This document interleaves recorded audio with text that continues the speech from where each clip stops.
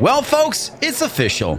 Twitter has gone and jumped the shark. On Tuesday, November 30th, they released the following blog post, expanding our privacy policy to include media. Now, I do have to say that I find all this to be rather convenient that it happened the day after Jack Dorsey stepped down as CEO of Twitter.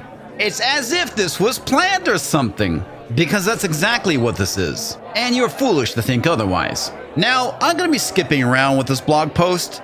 The second paragraph is probably the most important, along with the last section. There are growing concerns about the misuse of media and information that is not available elsewhere online as a tool to harass, intimidate, and reveal the identities of individuals sharing personal media, such as images or videos, can potentially violate a person's privacy and may lead to emotional or physical harm. The misuse of private media can affect everyone, but can have a disproportionate effect on women, activists, dissidents, and members of minority communities. When we receive a report that a tweet contains unauthorized private media, we will now take action in line with our range of enforcement options. And I'm going to go and point out the obvious. The key word here is activist.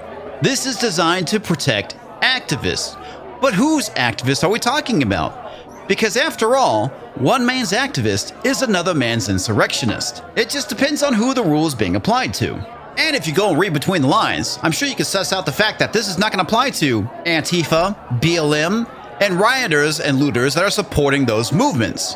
Because God forbid we actually hold people accountable when they go and break the law. When we are notified by individuals depicted or by an authorized representative that they did not consent to having their private image or video shared, we will remove it. This policy is not applicable to media featuring public figures or individuals when media and accompanying tweet texts are shared in the public interest or add value to public discourse. Oh, I'm sure this new policy will not be abused whatsoever. Let's go and take a look at some examples.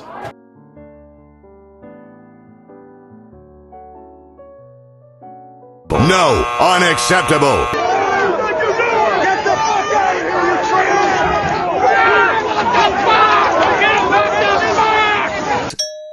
Acceptable. Come on, folks, you know this is totally going to happen.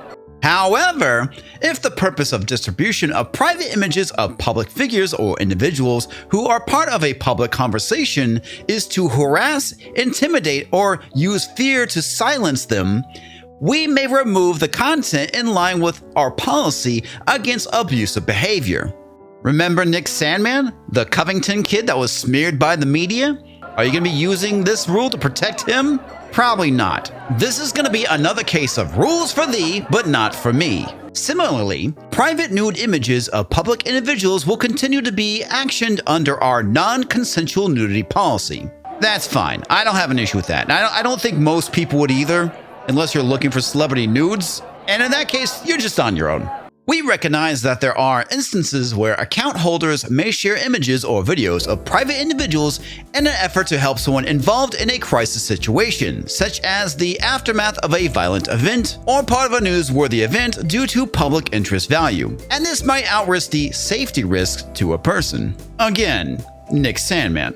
We will always try to assess the context in which the content is shared, and in such cases, we may allow for the image or videos to remain on the service. For instance, we would take into consideration whether the image is publicly available and or is being covered by mainstream/traditional media, newspapers, television channels, online news sites, or if a particular image and the accompanying tweet text adds value to the public discourse, is being shared in public interest, or is relevant to the community. Translation, folks. If this video or image goes against the mainstream media's narrative, well, we're gonna yank it faster than a hooker with Parkinson's. This is all about protecting the narrative. And we can't have contradictory evidence floating around out there on Twitter, now can we? These days, most people don't exactly view the mainstream media in the highest regards, and this is the reason why independent journalists, along with citizen journalists, are important. And this is exactly who it's designed to hurt. Feeling safe on Twitter is different for everyone, and our teams are constantly working to understand and address these needs.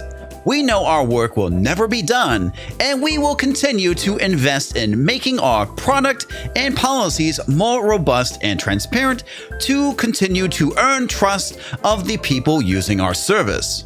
So congratulations, Twitter. You went and single-handedly destroyed your platform's relevance. Looks like someone's about to get an A. By following the rules, you're guaranteed to make a mediocre product that no one can relate to.